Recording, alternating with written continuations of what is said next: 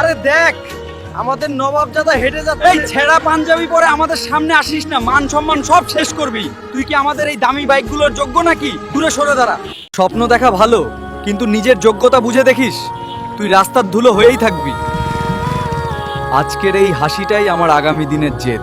মানুষ যখন তোমাকে নিচু দেখাবে তখনই বুঝে নিবে উপরে ওঠার সময় হয়েছে।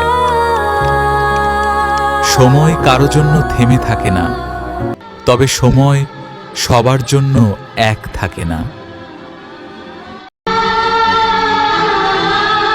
দেখ তো, এত দামি গাড়িটা এখানে থামলো কেন? সত্যিই তো, এই গলিতে এত দামি গাড়ি আগে কখনো দেখিনি। কেই বা হতে পারে এই গাড়ির মালিক? মনে হচ্ছে কোনো বিশেষ কেউ এসেছে। এটা কি সত্যিই সেই ছেলেটি? আমার তো বিশ্বাসই হচ্ছে না।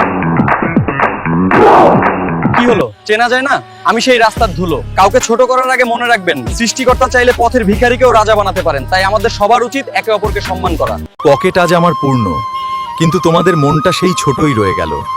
কারো যোগ্যতা তার পোশাকে থাকে না, থাকে তার পরিশ্রমে।